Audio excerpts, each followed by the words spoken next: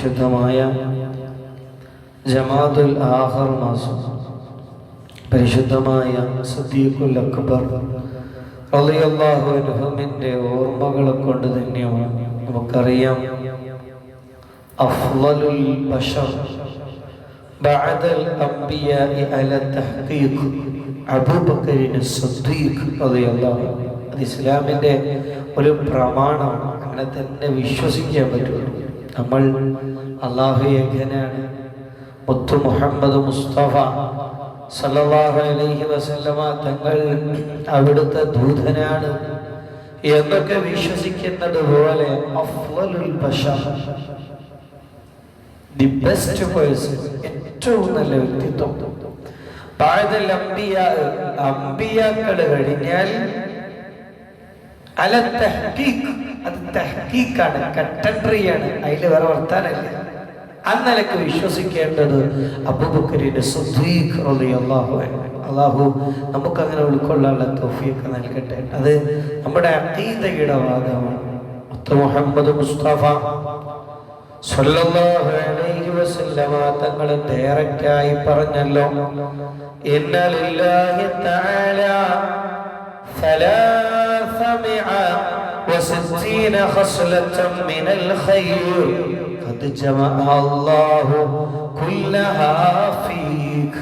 അല്ലാഹുവിനിക്ക് 360 ഗുണങ്ങളുണ്ട്. അല്ലാഹു സുബ്ഹാനഹു വ തആല ഖൈറിന്റെ ഇനങ്ങളായി വെച്ചിട്ടുള്ളത് 360 എണ്ണമാണ്. എന്നിട്ടോ റസൂലുള്ളാഹി പറയാണ്, ഖദ് ജമഅ അല്ലാഹു കുല്ലഹാ ഫീക് ഔ കമാ ഖാല സയ്യിദുനാ മുഹമ്മദ് സല്ലല്ലാഹു അലൈഹി വസല്ലം. ആ 360 ഉള്ളൊരു വ്യക്തിത്വമാണ് അബൂബക്കറെ നിങ്ങളെന്ന് മുഹമ്മദ് മുസ്തഫ സല്ലല്ലാഹു അലൈഹി വസല്ലം തത്തുല്യമായി അലിയാരെ തങ്ങളോടും പറഞ്ഞത് കാണാം. അപ്പൊ ആ മഹാരഥനെ നമ്മൾ മനഃപൂർവ്വം അനുസ്മരിക്കുകയാണ്. കാരണം നമ്മൾ പല മഹത്തുക്കളെയും അനുസ്മരിക്കുന്ന കൂട്ടത്തിൽ അതിശ്രേഷ്ഠരായി അവിടുത്തെ ജീവിതത്തിലൂടെ കടന്നു പോവുകയും ഒന്നാമൻ, the first person after the prophets, പ്രവാചകർക്ക് ശേഷം ഒന്നാമത്തെ വ്യക്തിത്വമാണ് അബൂബക്കർ സിദ്ദീഖ് റളിയല്ലാഹു അൻഹു. അവിടുത്തെ ജന്മം നമുക്കറിയാം AD 573. അതായത് നബി സല്ലല്ലാഹു അലൈഹി വസല്ലം തങ്ങൾ എന്താണ് പറഞ്ഞത്? 71. അതിന്റെ ശേഷം 2 വർഷം കഴിഞ്ഞിട്ട് ലോകത്ത് കടന്നു വരികയാണ് അബൂബക്കർ സിദ്ദീഖ് റളിയല്ലാഹു അൻഹു. പിതാവ് ഉസ്മാൻ അബൂ ഖുഹാഫ, ഉമ്മയുടെ പേര് സൽമ ഉമ്മുൽ ഖൈർ. ഇവരൊക്കെ വസ്ത്ര വ്യാപാരം നടത്തുന്ന ഒരു കുടുംബമാണ്. അപ്പോൾ ടെക്സ്റ്റൈൽസുകാർക്കൊക്കെ സന്തോഷിക്കാം. ഇതിലൊരു സിദ്ദീഖിയത്തിന്റെ പാരമ്പര്യമുണ്ട്. ആ സിദ്ദീഖ് തങ്ങൾ കാത്തു സൂക്ഷിച്ച ഹോണസ്റ്റി, വിശ്വാസ്യത കൂടെ ഉണ്ടെങ്കിൽ നബി സല്ലല്ലാഹു അലൈഹി വസല്ലമ തങ്ങൾ ഖുറൈശി വംശം, അതുപോലെ സിദ്ദീഖ് തങ്ങൾ ബനൂ തൈം വംശം. ഇവർ രണ്ടുപേരും കൂടെ നിബിതങ്ങളുടെ വംശപരമ്പര നോക്കിക്കഴിഞ്ഞാലും സിദ്ദീഖ് തങ്ങളുടെ വംശപരമ്പര നോക്കിക്കഴിഞ്ഞാലും 6ാമത്തെ പിതാമഹനായ മുറ എന്നവരിൽ സമ്മേളിക്കുന്നത് കാണാം. അപ്പൊ കുറച്ചങ്ങോട്ട് പോയാൽ റസൂലുള്ളാഹി സ്വല്ലല്ലാഹു അലൈഹി വസല്ലമയുടെയും സിദ്ദീഖ് തങ്ങളുടെയും പിതാമഹൻ ഒന്നാകുന്നു എന്ന് ചുരുക്കം. ഇസ്ലാമിന് മുമ്പേ ഇപ്പോ ഒരുപാട് സഹാബാക്കളെ ചരിത്രം വായിക്കുമ്പോൾ അവർ ഇസ്ലാമാനന്തരമാണ്, മുസ്ലിമായതിന്റെ ശേഷമാണ് വലിയ സുഹൃത്തുക്കളും നന്മയും ശ്രേഷ്ഠതകളും ഗുണമേന്മകളും ചെയ്യുന്നത് കാണാം. എന്നാൽ സിദ്ദീഖ് തങ്ങൾ അങ്ങനല്ല. ഇസ്ലാമൊക്കെ വരുന്നതിന്റെ മുമ്പ് തന്നെ മദ്യപാനമില്ല, ദുശീലങ്ങളില്ല, മദ്യപാനല്ല എന്ന് 6ാം നൂറ്റാണ്ടിൽ ഒരു വ്യക്തിത്വത്തെ പറ്റി പറയുമ്പോ അതൊരു വലിയ ക്രെഡിറ്റ് ആണ്. ഇന്നത്തെ പോലെയില്ല. കട്ടൻ ചായ കുടിക്കുന്ന ലാഘവത്തോടെ മദ്യപിച്ചിരുന്ന കാലം. വിഗ്രഹാരാധന നടത്തിയിട്ടില്ല. ഞങ്ങൾ ആലോചിച്ച് നോക്കൂ. എല്ലാവരും വലിയ ശ്രേഷ്ഠ കാര്യമായി വിഗ്രഹാരാധന നടത്തുമ്പോ ഇത് ലോജിക്കിനെതിരാണ്. ഇത് യുക്തിക്ക് സമ്മതിക്കാൻ പറ്റൂല, ഇത് ബുദ്ധിയുള്ള മനുഷ്യന് അംഗീകരിക്കാൻ പറ്റൂല. ഈ ജീവനില്ലാത്ത, അറിയാത്ത, പറയാത്ത, സംസാരിക്കാത്ത, കേൾക്കാത്ത ഒരു കല്ലിനെ ആരാധിക്കാം. ഇത് ചിന്തിച്ച ആളാണ് അബൂബക്കർ സിദ്ദീഖ് റളിയല്ലാഹു അൻഹു. അങ്ങനെ തന്റെ കുടുംബ ജോലിയായിരുന്നു വസ്ത്രവ്യാപാരം. മഹാരഥൻ അത് ഏറ്റെടുത്തത് തന്റെ 18ാമത്തെ വയസ്സിൽ.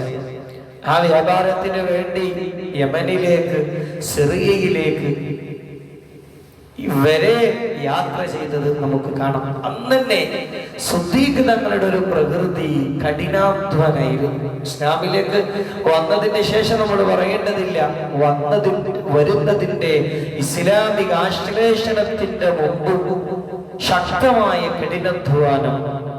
അത് മഹാന്മാരൊക്കെ പറയല്ലോ, സ്വഹാബാക്കൾ ശ്രേഷ്ഠയുടെയൊക്കെ ജോലി അതാണ്.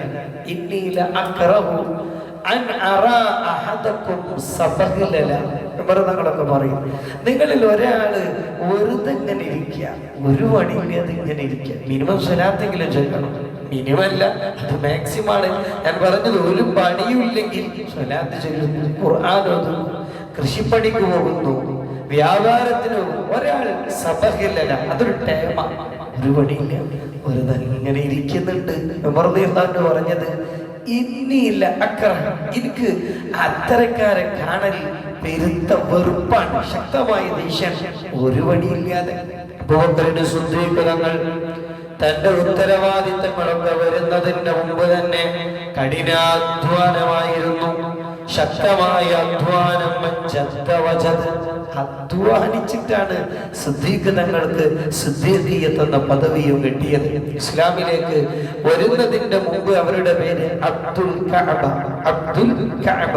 അത് പിന്നെ മുഹമ്മദ് മുസ്തഫ സല്ലല്ലാഹു അലൈഹി വസല്ലമ തങ്ങൾ അബ്ദുല്ലാഹ് എന്നാക്കി മാറ്റുന്നു. അവിടുത്തെ ഓമന പേരാണ് അബൂബക്കർ, അവിടുത്തെ വിശേഷണമാണ് സിദ്ദീഖ്. സിദ്ദീഖ് എന്ന് മാത്രമല്ല, അൽ അതീഖ്, അൽ അവ്വാഹ്, ഇങ്ങനെ ഇഷ്ടം പോലെ സ്ഥാനപ്പേരുകൾ സ്വായത്തമാക്കിയ മഹാനാണ് അബൂബക്കർ സിദ്ദീഖ് റളിയല്ലാഹു അൻഹു. വെളുത്ത് മെലിഞ്ഞ ശരീര പ്രകൃതിയായിരുന്നു, കുടുംബം സമ്പന്നമായിരുന്നു. 10 വയസ്സ് മുതൽ ഉപ്പയോടൊപ്പം സിറിയയിലേക്ക് യാത്ര പോകാൻ, ബിസിനസിന് യാത്ര പോകാൻ തുടങ്ങിയിരുന്നു. 12ാം വയസ്സ് മുതൽ അവിടുത്തെ ഉറ്റമിത്രം മുഹമ്മദ് മുസ്തഫ സല്ലല്ലാഹു അലൈഹി വസല്ലം, സിദ്ദീഖ് തങ്ങളും മുത്ത് മുഹമ്മദ് മുസ്തഫ സല്ലല്ലാഹു അലൈഹി വസല്ലം എത്ര വയസ്സിന്റെ മാറ്റാണ്? 2 വയസ്സ്. ഇവിടെ 10, അവിടെ 12. അന്നേ സിദ്ദീഖ് തങ്ങളും മുത്ത് മുഹമ്മദ് മുസ്തഫ സല്ലല്ലാഹു അലൈഹി വസല്ലമ തങ്ങളും ഉറ്റ മിത്രങ്ങളാണ്. അല്ലെങ്കിലും ഒരു നല്ല മിത്രം, ഒരു ഗുഡ് ഫ്രണ്ട്, ഒരു നല്ല മനുഷ്യൻ കൂടെ ഉണ്ടാവുക എന്നുള്ളതാണ്. ചാരിയാൽ ചാരിയെന്ന് മടങ്ങും. സിദ്ദീഖ് തങ്ങളുടെ ഈ പ്രൗഢിയുടെ ഒന്നാമനാകാനുള്ള കാരണം ലോകത്തിലെ ഒന്നാമനോടൊപ്പം ചെറുപ്പത്തിലെ ചേരാൻ സാധിച്ചു. ഭയങ്കര ഓർമ്മശക്തിയായിരുന്നു. പ്രത്യേകിച്ച് അറബികൾക്കിടയിൽ എന്ന പ്രത്യേകതയാണ്, കുടുംബ വംശപരമ്പര മൊത്തമായിട്ട് അറിയാം. ഒരാളെ കിട്ടിയാൽ അയാളെ വപ്പ, അപ്പാന്റെ വപ്പ, അങ്ങനെ പറയാൻ സാധിക്കാന്ന് പറഞ്ഞാൽ അത് അറബികൾക്കിടയിൽ ഒരു വലിയ പ്ലസ് പോയിന്റ് ആയിരുന്നു. അതിൽ മിടുക്കനും ശ്രദ്ധേയനുമായിരുന്നു അബൂബക്കർ സിദ്ദീഖ് റളിയല്ലാഹു അൻഹു. ആണുങ്ങളിൽ ആദ്യം ഇസ്ലാം വിശ്വസിച്ച വ്യക്തിത്വം മാത്രമല്ല, അവിടുത്തെ ഏറ്റവും മോസ്റ്റ് പ്രൊമിനൻസ് ഇവന്റ്, ഏറ്റവും പ്രധാനപ്പെട്ട സംഭവം ഇസ്രാ മിഅ്റാജിന്റെ രംഗം തന്നെ അല്ലേ? മുത്ത് മുഹമ്മദ് മുസ്തഫ സല്ലല്ലാഹു അലൈഹി വസല്ലം ഒരൊറ്റ രാത്രി കൊണ്ട് സിദ്ദീഖ് തങ്ങളിൽ നിന്ന് നാം ഉൾക്കൊള്ളേണ്ട the first and foremost lesson, ഏറ്റവും വലിയ പാഠം മിഅ്റാജ്, ഇസ്രാഉം മിഅ്റാജും ഒരൊറ്റ രാത്രി ലോകനായകൻ നടത്തി വരികയാണ് സല്ലല്ലാഹു അലൈഹി വസല്ലം. മക്കയിലെ ഖുറൈശി തമ്പ്രാക്കന്മാരോട് ഈ കഥയെന്ന് വിശദീകരിച്ചു കൊടുത്തപ്പോ അവര് പൊട്ടിച്ചിരിക്കാൻ തുടങ്ങി.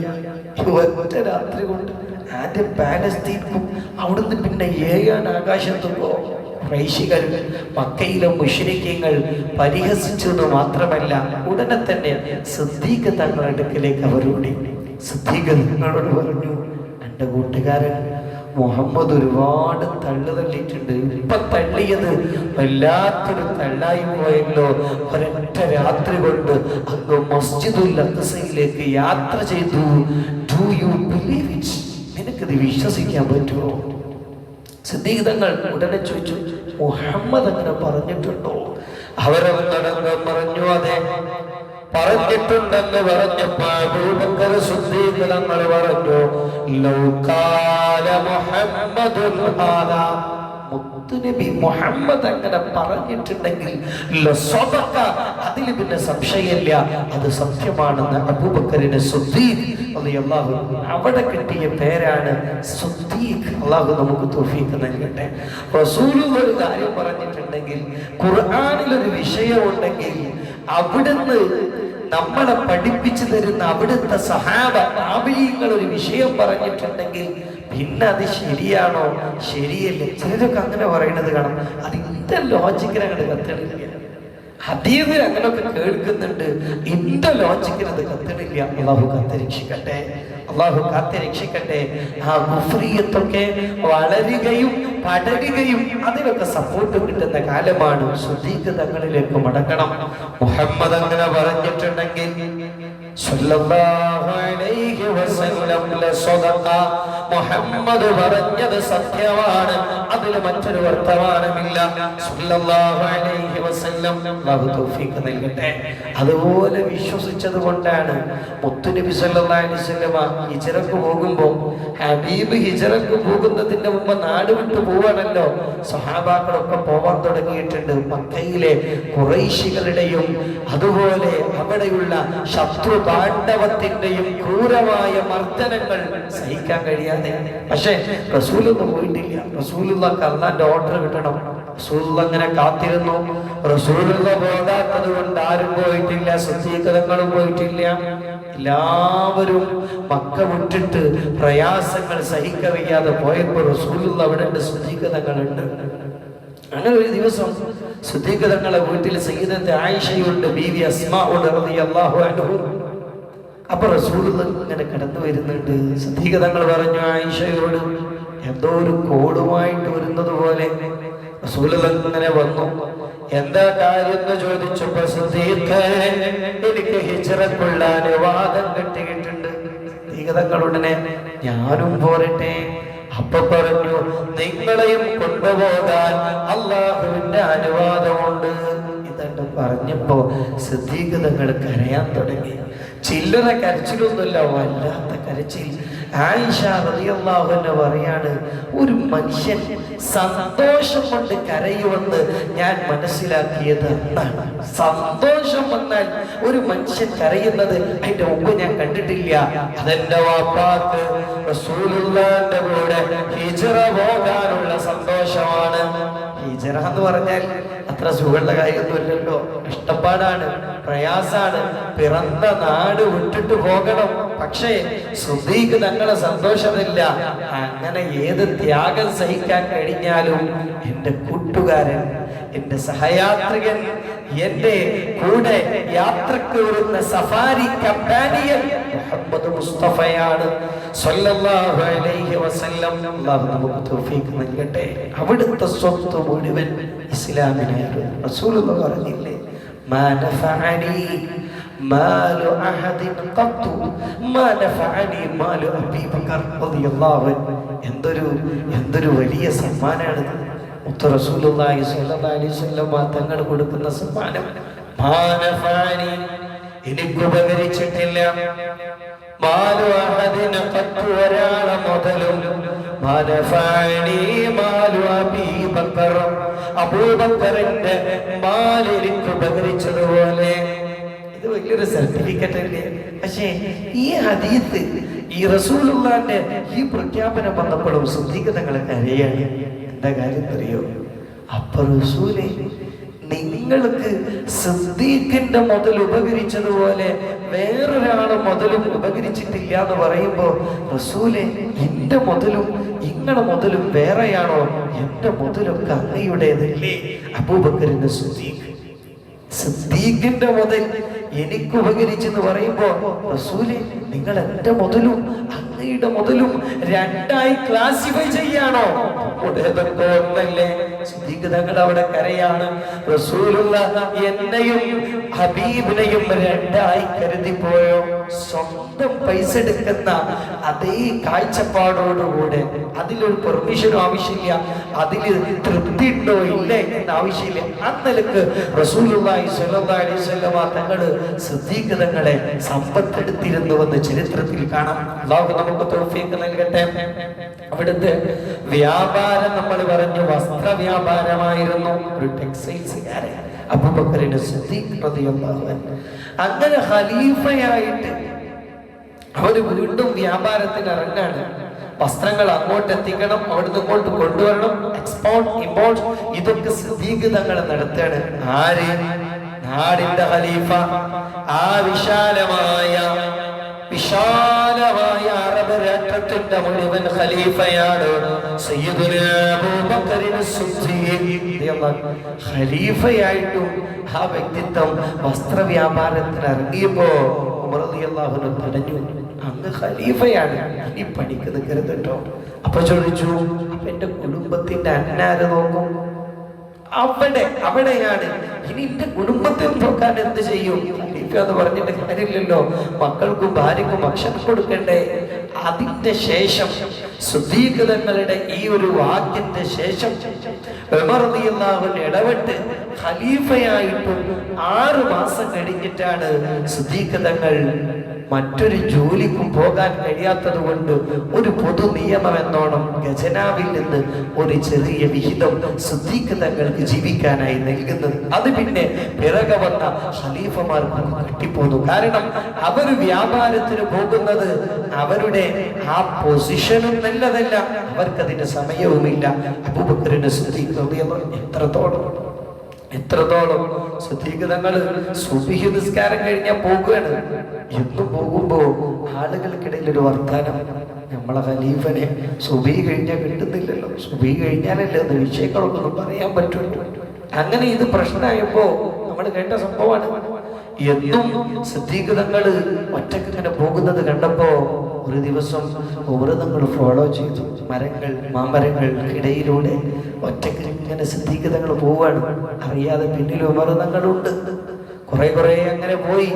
സിദ്ദീഖ് തങ്ങൾ ഒരു ചെറ്റക്കുടിലേക്ക് കിടക്കുക, തങ്ങൾ അപ്പുറത്ത് ഒളിച്ചിരിക്കാം പാറക്കഷ്ണത്തിന്റെ പുറത്ത്. 1.25 മണിക്കൂർ കഴിഞ്ഞ് സിദ്ദീഖ് അക്ബർ റളിയല്ലാഹു അൻഹു മടങ്ങിയപ്പോ തങ്ങളാ വീട്ടിലേക്ക് കയറുമ്പോ കാണുന്നത് കണ്ടു കാണാത്തൊരു ഉമ്മയോട് ചോദിക്കുന്നു, കുറച്ചു മുമ്പ് ഒരു മനുഷ്യനിവിടെ വന്നല്ലോ, ആരാണതെന്നറിയോ? ഉമ്മ പറഞ്ഞു, ആ മനുഷ്യന്റെ നാടോട് എനിക്കറിയൂല, പേരെനിക്കറിയൂല, തറവാട് എനിക്കറിയൂല, പക്ഷേ അയാളൊരു സൂപ്പർ മനുഷ്യനാണ്. എന്നും എന്റെ വീട്ടിൽ വരും, എന്റെ വീട് അടിച്ച് വൃത്തിയാക്കി എനിക്ക് പാല് കാച്ചി തന്നിട്ടാണ് ആ മനുഷ്യൻ പോകാറുള്ളത്. സിദ്ദീഖ് തങ്ങളെ പറ്റി ഇത് പറഞ്ഞപ്പോ തങ്ങൾ തരിച്ചുപോയി. ആളുകൾ അവിടെ കംപ്ലൈന്റ് പറയാ, ഈ മനുഷ്യൻ എന്തിനാ വന്നത്? ആ നാട്ടുകാരോട്, വീട്ടുകാരോട്, കൂട്ടുകാരോട് പോലും പറയാതെ ഏതോ ഒരു ഭൂമിയെ സഹായിക്കാണ്. അള്ളാഹു നമുക്ക് തൗഫീഖ് നൽകട്ടെ, അള്ളാഹു നമുക്ക് ഭാഗ്യം നൽകട്ടെ. സിദ്ദീഖ് തങ്ങൾ പഠിക്കേണ്ട ഒരു ജീവിതം തന്നെയാണ്. ഒന്ന് സിദ്ദീഖിയ്യത്ത് തന്നെയാണ് അവിടുത്തെ പ്രത്യേകത. സിദ്ദീഖിയ്യത്ത് എന്ന് പറഞ്ഞാൽ റസൂൽ ഒരു കാര്യം പറഞ്ഞിട്ടുണ്ടോ, പിന്നെ അതില് there is no need for evidence, തെളിവിന്റെ ഒരു ആവശ്യമില്ല. റസൂൽ പറഞ്ഞാൽ അതങ്ങനെ തന്നെ. അള്ളാഹു തൗഫീഖ് നൽകട്ടെ, അള്ളാഹു നമുക്ക് ഭാഗ്യം പ്രദാനം ചെയ്യട്ടെ. സിദ്ദീഖ് തങ്ങൾ മുമ്പേ ഇസ്ലാമിലേക്ക് വരുന്നതിന്റെ മുമ്പേ സദാചാര ബോധമുള്ള ഒരു വ്യക്തിത്വമായതുകൊണ്ട് തന്നെ ഇതര വേദങ്ങൾ, അന്ന് ഇഞ്ചീലൊക്കെ ഉണ്ടല്ലോ, ഇഞ്ചീൽ പണ്ഡിതന്മാരൊക്കെ അക്കാലത്ത് ഉണ്ടായിരുന്നു. അവരിൽ നിന്നൊക്കെ സിദ്ദീഖ് തങ്ങൾ ആദ്യമേ മനസ്സിലാക്കിയിരുന്നു ഒരു പ്രവാചകൻ വരുമെന്ന്. മാത്രമല്ല അക്കാലത്ത് പ്രവാചകർ വരുമെന്ന് പലർക്കും വിശ്വാസമുണ്ട്. ജൂതന്മാരൊക്കെ പരക്കെ പറഞ്ഞിരുന്നു. പക്ഷെ അവരുടെ പ്രശ്നം എന്താണ്? ആ പ്രവാചകൻ അവർക്കിടയിൽ എന്ന് വന്നില്ല. ജൂതന്മാർക്ക് മുത്തുനബിയെ പറ്റി നല്ല ധാരണയുണ്ട്. അവരുടെ തോറയിൽ ക്രിയൽ ആൻഡ് ക്രിസ്ത്യൻ ഇങ്ങനെ ഇതുപോലെയുള്ള ഒരു പ്രവാചകൻ വരുമെന്ന് അവർക്ക് ഉറപ്പാണ്. ആ വന്നതിൽ അവർക്ക് അവിശ്വാസവുമില്ല. പക്ഷേ അവർക്ക് ചെറിയൊരു ഈഗോ, ഇങ്ങനൊക്കെ ഒരു പ്രവാചകൻ വരികയാണെങ്കിൽ ഇത് ഖുറൈശികളിൽ നിന്നായല്ലോ, ഞങ്ങളിൽ നിന്ന് വന്നില്ലല്ലോ, ഇതിന്റെ പേരിലാണ് അവർ വിശ്വസിക്കാത്തത്. അതുകൊണ്ട് തന്നെ സിദ്ദീഖ് തങ്ങൾക്ക് ഈ ബോധം തന്നെ ഉണ്ടായിരുന്നു. സിദ്ദീഖ് തങ്ങൾ അക്കാലത്ത് വലിയ വേദപണ്ഡിതനായിരുന്ന വറഖയിൽ നിന്ന് നബി സല്ലല്ലാഹു അലൈഹി വസല്ലമ തങ്ങളുടെ ആഗമനത്തെ പറ്റിയുള്ള ഉറപ്പ് മനസ്സിലാക്കിയത് കൊണ്ട് പുത്തുനബി വന്നപ്പോഴേ അശ്ഹദു അല്ലാ ഇലാഹ ഇല്ലല്ലാഹ് വ അന്നക റസൂലുള്ളാഹ് ഇത് പറഞ്ഞ് ഇസ്ലാമിലേക്ക് കടന്നു വരാൻ സാധിച്ചു. അള്ളാഹു നമുക്ക് തൗഫീഖ് നൽകട്ടെ. ഞാൻ ആ ചരിത്രത്തിന്റെ പ്രധാനപ്പെട്ട ഭാഗങ്ങളിലൂടെ മാത്രം ഒന്ന് കണ്ടുപിടിക്കുകയാണ്. അങ്ങനെ ഇസ്ലാമിന്റെ മധുരം കിട്ടിയിട്ട് ഇസ്ലാം അത് രഹസ്യമാക്കുന്ന കാലമാണ്. പക്ഷേ സിദ്ദീഖ് തങ്ങൾക്ക് ഇസ്ലാമിന്റെ ഈ മധുരം കിട്ടിയത് കൊണ്ട്, മധുനുകരാൻ സാധിച്ചത് കൊണ്ട് ആദ്യമായിട്ട് ഇസ്ലാം പരസ്യപ്പെടുത്തിയ വ്യക്തിത്വം അബൂബക്കറിന്റെ സിദ്ദീഖ് റളിയല്ലാഹു അൻഹു. അത് പറയാൻ പാടില്ലായിരുന്നു. പക്ഷേ ഇത്രയും നല്ലൊരു സമ്മാനം അല്ലാഹ് തന്നിട്ട് ഇതിന്റെ നാട്ടുകാർക്ക് മിസ്സായി പോകരുതല്ലോ എന്ന് വിചാരിച്ച് വിഗ്രഹാരാധനയും ബിംബങ്ങൾക്ക് മുമ്പിലുള്ള ആരാധനയുമൊക്കെ സർവ്വവ്യാപിയായ കാലത്ത് സിദ്ദീഖ് തങ്ങളെ തൗഹീദ് എന്ന് പറഞ്ഞപ്പോ ആളുകളെ തീർക്കാൻ തുടങ്ങി. സിദ്ദീഖ് തങ്ങൾ പിന്മാറിയില്ല, വീണ്ടും പറയാൻ തുടങ്ങി. ദേഷ്യം വന്നിട്ട് ആളുകൾ അടിച്ചടിച്ച് എന്ന് മാത്രമല്ല, കിതാബുകൾ കൃത്യമായി പറയുന്നു, സിദ്ദീഖ് തങ്ങളുടെ മൂക്കും മുഖവും തിരിച്ചറിയാൻ സാധിക്കാത്ത വിധം അടികൊള്ളപ്പെട്ടു. എന്തു വേണ്ടിയായിരിക്കും ഒരു വ്യക്തിത്വത്തെ അടിച്ചിട്ട്? ആരാണ് സിദ്ദീഖ് തങ്ങൾ? അക്കാലത്തെ പ്രൗഢിയുള്ള പാരമ്പര്യമുള്ള പൗരപ്രമുഖനാണ് അബൂബക്കർ സിദ്ദീഖ് റളിയല്ലാഹു അൻഹു. ചെയ്ത തെറ്റെന്താ? അശ്ഹദു അല്ലാ ഇലാഹ ഇല്ലല്ലാഹ് വ അശ്ഹദു അന്ന മുഹമ്മദർ റസൂലുള്ളാഹ് എന്ന കൃത്യമായ സത്യസാക്ഷാത്കാരം പറഞ്ഞു. അത് പറഞ്ഞതിന്റെ പേരിൽ ക്രൂരമായ നിർദ്ധയമർദ്ദനങ്ങൾ അടികൊണ്ടുകൊണ്ടിട്ട് മൂക്കും മുഖവും തിരിച്ചറിഞ്ഞില്ല. ബോധം കെട്ടു വീണുപോയി. ബോധം ഒരു പകൽ മുഴുവൻ കഴിഞ്ഞ് സായാഹ്ന സമയത്താണ് അവർക്ക് ബോധം തിരിച്ചു വരുന്നത്. കിതാബുകൾ, ചരിത്രകാരന്മാർ അത്ഭുതപ്പെട്ടു പറയാണ്, അങ്ങനെ ബോധം വന്നപ്പോ ദി ഫസ്റ്റ് ക്വസ്റ്റ്യൻ ആദ്യമായിട്ട് ചോദിച്ചത് മാ ഫഅല റസൂലുള്ളാഹ്, എന്റെ മുത്തുനബിക്ക് എന്തെങ്കിലും പറ്റിയോ?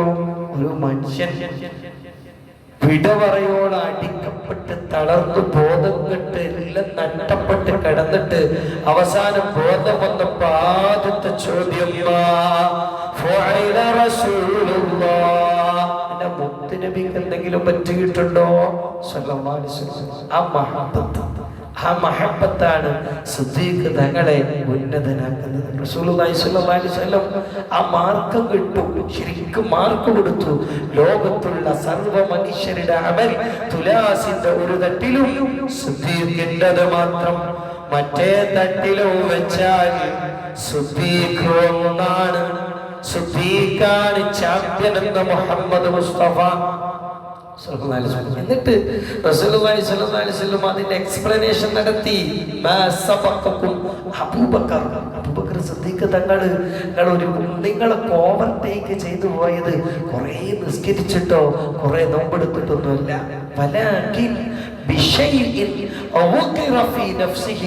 സിദ്ദീഖ് തങ്ങളെ ഹൃദയത്തിൽ എന്തോ ഒന്ന് മുഖ്യറ എന്ന് പറഞ്ഞാൽ കൊത്തിവെക്കപ്പെട്ടിരുന്നു. അത് ഹബ്ബുല്ലാഹി വ റസൂലിഹി, അല്ലാഹുവിനോടും മുത്തുനബിയോടുമുള്ള സ്നേഹമാണ്. അല്ലാഹു തൗഫീഖ് നൽകട്ടെ, അല്ലാഹു തൗഫീഖ് നൽകട്ടെ. ഖൗഫിനപ്പുറം, അല്ലാഹുവിനെ പേടിക്കുന്നതിനപ്പുറം എൻ്റെ അല്ലാഹ് എന്ന മഹബ്ബത്ത്, എൻ്റെ ഹബീബ് എന്ന സ്നേഹം. ഒരു തവണ മുത്തുനബി സല്ലല്ലാഹു അലൈഹി വസല്ലം തങ്ങൾ വന്നിട്ട് സിദ്ദീഖ് തങ്ങളോട് ചോദിക്കുന്നുണ്ടല്ലോ, ശക്തമായ പല്ലുവേദന മാറിയില്ലേ? സിദ്ദീഖ് തങ്ങൾക്ക് അത്ഭുതം, എൻ്റെ പല്ലുവേദന എങ്ങനെ ഹബീബ് പറഞ്ഞത്? ഞാനിത് ആരോടും പറഞ്ഞിട്ടില്ലല്ലോ. അപ്പോ സിദ്ദീഖ് റളിയല്ലാഹു അൻഹു ഇത് ചോദിച്ചപ്പോ റസൂലുള്ളാഹിനോട് ചോദിച്ചത് എങ്ങനെ അറിഞ്ഞു? അതെനിക്ക് അല്ലാഹ് അറിയിച്ചെന്നു. അപ്പത്തെ സിദ്ദീഖ് ഇത്ര പല്ലുവേദന ഉണ്ടായിട്ട് എന്നോടൊന്ന് പറയാതിരുന്നത് എത്ര വർഷം ക്ഷമിച്ചെന്നറിയോ? പല്ലുവേദന നമുക്കറിയില്ലേ, ഈ പല്ലുവേദന അതൊക്കെ അങ്ങനെ ചില രോഗങ്ങളുണ്ട്, അത് കേൾക്കുമ്പോൾ സുഖമായിരിക്കും, പക്ഷെ അത് അനുഭവിക്കുന്നതിന്റെ തീവ്രത എത്രയാണ്. അല്ലാഹു കാത്തുരക്ഷിക്കട്ടെ. 7 വർഷത്തെ കൊണ്ടടന്നു. ഉറ്റമിത്രമായ റസൂലുള്ളാഹിനോട് പോലും പറഞ്ഞില്ല. ഹബീബ് ചോദിച്ചു, എന്നോടൊന്ന് പറയാൻ എന്നോടെന്തേ പറയാതിരുന്നത്? അപ്പൊ പറഞ്ഞു, എനിക്ക് പല്ലുവേദന ഉണ്ടെന്ന് പറഞ്ഞാൽ അതിൻ്റെ അള്ള തന്നൊരു രോഗം എനിക്കിഷ്ടമില്ലാത്തതുകൊണ്ട് അങ്ങയോട് പറയലല്ലേ, അള്ളാനെ പറ്റിയിട്ട് ഞാൻ എങ്ങനെ കംപ്ലൈന്റ് പറയാം? അബൂബക്കറിന്റെ സിദ്ദീഖ് റളിയല്ലാഹു അൻഹു 7 വർഷം അങ്ങ് പിടിച്ചെന്നപ്പോ മാറാത്ത രോഗം അള്ളാഹു മാറ്റിക്കൊടുത്തു. അള്ളാഹു നമുക്ക് തൗഫീഖ് നൽകട്ടെ. അവർക്കൊക്കെ ഭയങ്കര മഹബ്ബത്താണ് അള്ളാഹിനോട്. സിദ്ദീഖ് തങ്ങൾക്ക് അല്ലാഹുവിനോടും റസൂലുള്ളാഹിനോടും മഹബ്ബത്ത്. അഹദ് അഹദ് എന്ന് പറഞ്ഞ് ബിലാൽ തങ്ങൾ അടിച്ചമർത്തപ്പെടുമ്പോ ബിലാൽ തങ്ങളെ ഏറ്റെടുക്കുന്നത് അബൂബക്കർ സിദ്ദീഖ് റളിയല്ലാഹു അൻഹു ഉമയ്യത്തിന്റെ അടുക്കൽ പോയിട്ട് ചോദിക്കാണ്, ഈ ബിലാൽ എനിക്ക് എത്ര വേണം? 5 ഔക്കിയ തന്നാലേ കൊണ്ടുപോകാൻ പറ്റുള്ളൂ. അപ്പോ അന്ന് 5 ഔക്കിയൊന്നും ആവശ്യമില്ല. പക്ഷെ ഉമയ്യത്തൊന്ന് കൂട്ടി ചോദിച്ചതാ. ബിലാൽ തങ്ങളെ തങ്ങെടുത്തു, സിദ്ദീഖ് തങ്ങളെ തങ്ങെടുത്തു കൊടുത്തു. ബിലാൽ തങ്ങളെ മോചിപ്പിച്ചു. ബിലാൽ തങ്ങളെ കയ്യിൽ പിടിച്ചിട്ട് അബൂബക്കർ സിദ്ദീഖ് തങ്ങൾ ആ അടിമയെ മോചിപ്പിച്ച് തിരിച്ചു പോകുമ്പോ ഉമയ്യത്തിന്റെ ഒരു കൊച്ചാക്കാരൻ, അബൂബക്കറെ, ഈ കറുമ്പിയായ എല്ലും തൊഴിലുമായ അടിമക്കാണോ 5 ഔൺസൊക്കെ നൽകിയിട്ട് കൊണ്ടുപോകുന്നത്? ഒന്ന് വിലവേശിയാണെങ്കിൽ ഞാനിതിനെ ചെറിയ കാശിന് നൽകുമായിരുന്നില്ലേ? അവിടെ ശ്രദ്ധീകുലങ്ങൾ പ്രതിവചിച്ചു, ഉമയ്യത്തെ, ഇതിന്റെ ബിലാലാണ്. എന്റെ ബിലാലിനിക്ക് 1 അല്ല 5 അല്ല 10 അല്ല 100 ഔക്കിയാണ് ചോദിക്കുന്നതെങ്കിൽ ആ 100 നൽകി അള്ളാഹുവിനോടുള്ള ഇഷ്ടം കൊണ്ട് ആ 100 ഔൺസ് നൽകി ബിലാലിനെ ഞാൻ വാങ്ങുമെന്ന് അബൂബക്കറിന്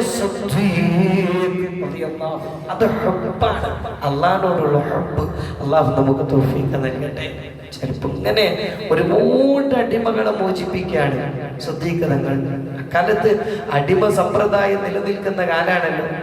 ഈ അടിമയെ മോചിപ്പിച്ചുകൊണ്ടിരിക്കുമ്പോ ബാപ്പാന്റെ ഒരു ചോദ്യം, അല്ലപ്പാ, ഈ അബൂ ഖുഹാഫ തങ്ങള്, അബൂ ഖുഹാഫയാണല്ലോ വാപ്പ, സിദ്ദീഖിനോട് ചോദിക്കാണ്, മോനെ, ഇങ്ങനെ എല്ലും തോലുമായ ഒന്നിനും കൊള്ളാത്ത ഈ പച്ച പാവങ്ങളായ ദുർബലന്മാരായ നിരാലംബരായ ശരീരം മെലിഞ്ഞൊട്ടിപ്പോയ ഇവരൊക്കെ മോചിപ്പിക്കുന്നതിന് പകരം കുറച്ച് തിടമ്പേറ്റ കായബലമുള്ള ശക്തരായ സുദൃഢരായ നല്ല നല്ല അടിമകളെ മോചിപ്പിച്ചാൽ നിങ്ങൾക്ക് ഭാവിക്ക് ഉപകാരപ്പെടൂലേ? അവർ നിങ്ങളെ പ്രൊട്ടക്ട് ചെയ്യൂലേ? എന്തിനാണ് ഇവരെ നിങ്ങൾക്ക് ഈ ഒന്നിനും കൊള്ളാത്ത അടിമകളെ മോചിപ്പിച്ചിട്ട് എന്താ കാര്യം? ശുദ്ധീകരണങ്ങൾ പറഞ്ഞു, അല്ല വാപ്പ, എനിക്ക് ഞാൻ ഇവരെ മോചിപ്പിക്കുന്നതൊന്നും ഇവരിൽ നിന്നൊന്നും പ്രതീക്ഷിച്ചിട്ടല്ല. എനിക്ക് എന്റെ അള്ളാഹുവിന്റെ അടുക്കലുള്ളത് മതി.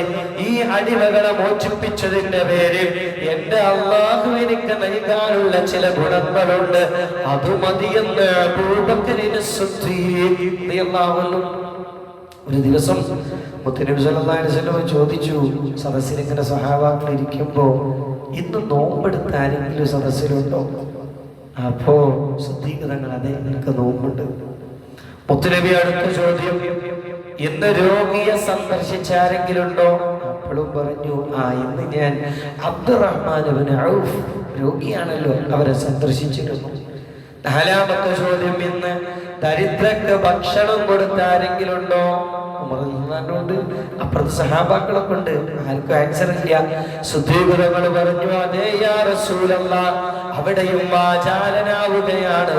ഞാൻ ഇന്ന് നിസ്കരിച്ച് പള്ളിയിൽ ഇരിക്കുമ്പോ ഒരു പാവപ്പെട്ട മനുഷ്യൻ എന്റെ അടുക്കൽ വന്നു. എന്റെ അടുക്കൽ ഭക്ഷണമില്ലായിരുന്നു. പക്ഷെ എന്റെ മകൻ അബ്ദുറഹ്മാൻ അത് സമ്പാദിച്ചെനിക്ക് നൽകിയപ്പോ റൊട്ടി കഷ്ണം കൊടുത്ത് ഒരു വിശന്ന ആൾക്ക് ഞാൻ ഭക്ഷണം കൊടുത്തിട്ടുണ്ട്. റസൂലുള്ള പ്രതിവചിച്ചു, ഈ സദ്ഗുണങ്ങൾ മുഴുവൻ ഒരാളിൽ സംഗമിച്ചാൽ അയാൾക്ക് സ്വർഗമുണ്ടെന്ന് മുഹമ്മദ് മുസ്തഫ സ്വല്ലല്ലാഹു അലൈഹി വസല്ലം. എല്ലാ ഗുണങ്ങളും ഇത് റസൂലുള്ള ഒരു ദിവസം ചോദിച്ചതാണ്. സുദ്ദീഖ് തങ്ങൾ ഈ ഗുണങ്ങളൊക്കെ രഹസ്യമായിട്ട് ചെയ്തു വെക്കുകയായിരുന്നു. അള്ളാഹു നമുക്ക് ഭാഗ്യം പ്രദാനം ചെയ്യട്ടെ. സുദ്ദീഖ് തങ്ങളുടെ ചരിത്രം ഒരു പ്രവാഹമാണ്. എല്ലാം ദീനിന് കൊടുത്തു. 2 സംഭവം മാത്രം പറഞ്ഞ് അവസാനിപ്പിക്കാം. ഒന്ന്, ഇസ്ലാമിന്റെ ആദ്യകാലത്ത് വലിയ 2 രാജ്യമാണ് റോം, മറ്റൊന്ന് പേർഷ്യ. ഈ റോമും പേർഷ്യയും യുദ്ധം നടക്കുമ്പോ ഇസ്ലാം മുസ്ലിങ്ങൾ അന്ന് കൂടെ നിന്നത് റോമക്കാരുടെ കൂടെയാണ്. കാരണം റോമക്കാർ യഥാർത്ഥമായ ഇലാഹിൽ വിശ്വസിക്കുന്നില്ലെങ്കിലും അവർ ദൈവവിശ്വാസികളായിരുന്നു. പേർഷ്യക്കാരോ അവർ തീയിനെ ആരാധിച്ചു, ദൈവമില്ല എന്ന് വരെ പറയുന്നവരായിരുന്നു. അതുകൊണ്ട് ദൈവത്തെ അംഗീകരിക്കുന്നത് കൊണ്ട് തന്നെ റോമക്കാരോടായിരുന്നു മുസ്ലിങ്ങൾക്ക് ചെറിയ ഒരു ചേർച്ചയും സപ്പോർട്ടും ഉണ്ടായിരുന്നത്. അങ്ങനെ ഇരിക്കുമ്പോഴാണ് പരിശുദ്ധമായ ഖുർആനിന്റെ ആയത്തിറങ്ങി. റോമും പേർഷ്യയും വല്ലാത്ത ശക്തമായ പോരാട്ടം നടക്കുമ്പോ റോം ഇന്ന് പരാജയപ്പെട്ടിട്ടുണ്ട്. ഒരിങ്ങനെ പോരാട്ടം നടക്കുമ്പോഴാണ് ഈ ആയത്തിറങ്ങുന്നത്. എന്നിട്ടോ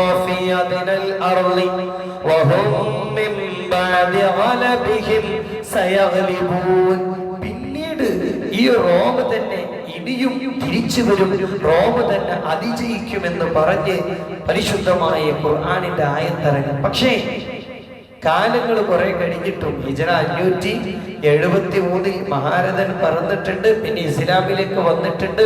ഈ ആയത്ത് കുറെ കാലം പറഞ്ഞിട്ടുണ്ട്. പക്ഷേ ഖുർആൻ ഇത് പ്രഖ്യാപിച്ചെങ്കിലും പേർഷ്യക്കാരനെ ജയിക്കുന്നത്, പിന്നെയും ജയിക്കുന്നത് പേർഷ്യക്കാരനെ. അവസാനം സിദ്ദീഖ് തങ്ങൾ പറഞ്ഞു, ഖുർആൻ ഇങ്ങനെ പറഞ്ഞിട്ടുണ്ടെങ്കിൽ ഉറപ്പാണ് റോം വിജയിക്കുക തന്നെ ചെയ്തു. അതൊരു ചെറിയ പന്തയത്തിലെത്തി. അന്ന് ഇസ്ലാമിനെ എതിർത്തിരുന്ന ഉബയ്യും സിദ്ദീഖ് തങ്ങളും തമ്മിൽ ചെറിയൊരു പന്തയം. റോം എങ്ങാനും വിജയിച്ചു കഴിഞ്ഞാൽ 100 ഒട്ടകം സിദ്ദീഖ് തങ്ങൾക്ക് കിട്ടും, അല്ലെങ്കിൽ അങ്ങോട്ട് കൊടുക്കണം. ചരിത്രത്തിലുണ്ട്. AD 627 വീണ്ടും ഖുർആൻ പറഞ്ഞതുപോലെ റോം ജയിച്ചു. ഉബയ്യ് കീഴടങ്ങിപ്പോയി. 100 ഒട്ടകങ്ങൾ സിദ്ദീഖ് തങ്ങൾക്ക് സമ്മാനം കൊടുത്തപ്പോ ആ 100 ഒട്ടകങ്ങളും ഉടനെ ഇസ്ലാമിനായി സംഭാവന ചെയ്യുകയാണ് അബൂബക്കറിന് സിദ്ദീഖ് റളിയല്ലാഹു അൻഹു. അപ്പോൾ സിദ്ദീഖ് തങ്ങൾ അത്രമേൽ മഹാനാണ്. ഒറ്റ സംഭവം പറഞ്ഞു. പക്ഷേ ആ സിദ്ദീഖ് തങ്ങളുടെ വിഷയത്തിൽ ഇറങ്ങിയ ഒരു ഖുർആനായത്തുണ്ട്. സിദ്ദീഖ് തങ്ങളെ ചെലവിൽ ജീവിച്ചിരുന്ന വ്യക്തിത്വമാണ് മിസ്തഹ് റളിയല്ലാഹു അൻഹു. അങ്ങനെ ഇരിക്കുമ്പോഴാണ് സിദ്ദീഖ് തങ്ങളുടെ മകളായ ആയിഷ ബീവിക്കെതിരെ, നമുക്കറിയാം നമ്മൾ സൂറത്തുൻ നൂറിൽ ഇൻഷാ അല്ലാഹ് ഇനി ആ ഭാഗമാണ് ചർച്ച ചെയ്യാനുള്ളത്, ഒരു വ്യഭിചാര ആരോപണം. ആയിഷ ബീവി മഅദല്ലാഹ് ഒരിക്കലുമില്ല പതിവ്രതയാണ്. അപ്പോ മക്കയിലെ മുശ്രിക്കീങ്ങൾ മുനാഫിക്കീങ്ങൾ ഇത് പറഞ്ഞു നടക്കുമ്പോ സിദ്ദീഖ് തങ്ങളെ ചെലവിൽ ജീവിക്കുന്ന മിസ്തഹും പറഞ്ഞു, ചിലപ്പോ അത് സംഭവിച്ചിട്ടുണ്ടാവുമല്ലോ.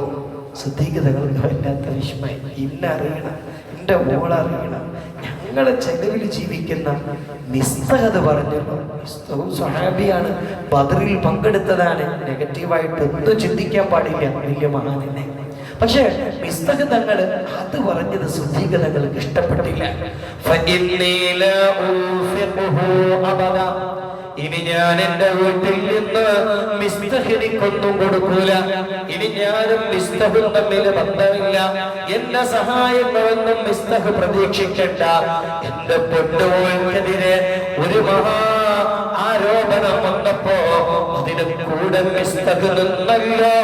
ഇതെനിക്ക് സഹിക്കാൻ പറ്റില്ലെന്ന് അബൂബക്കറിന് സിദ്ദീഖ് റളിയല്ലാഹു അൻഹു പറഞ്ഞപ്പോ ആയത്തിറങ്ങി.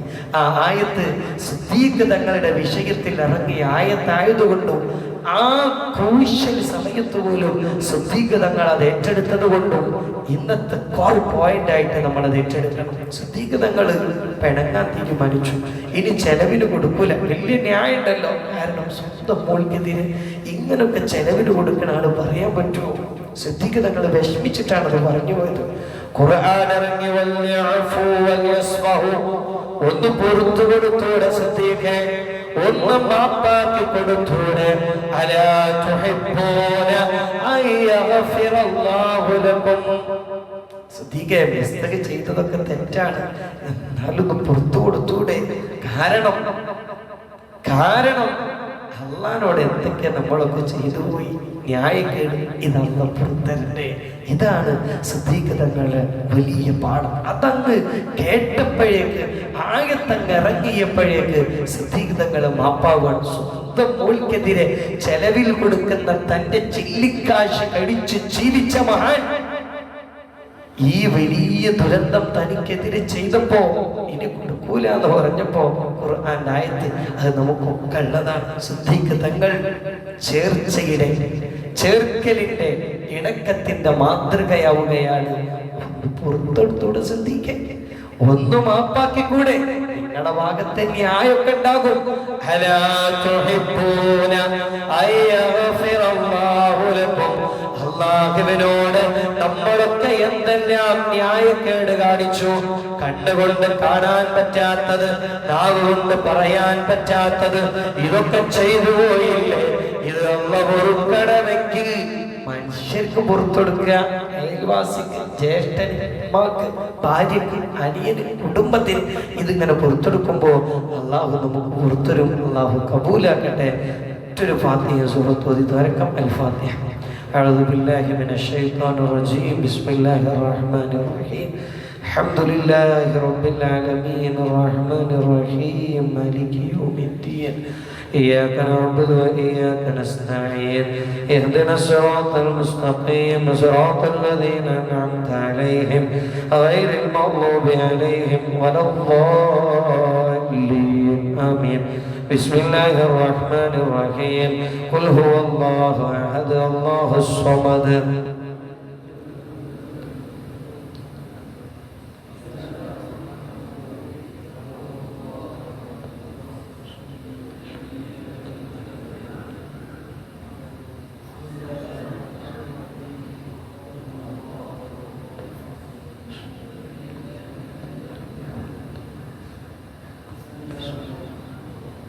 قل أعوذ برب الفلق من شر ما خلق ومن شر غاسق إذا وقب ومن شر النفاثات في العقد ومن شر حاسد إذا حسد. بسم الله الرحمن الرحيم. قل أعوذ برب الناس ملك الناس إله الناس من شر الوسواس الخناس.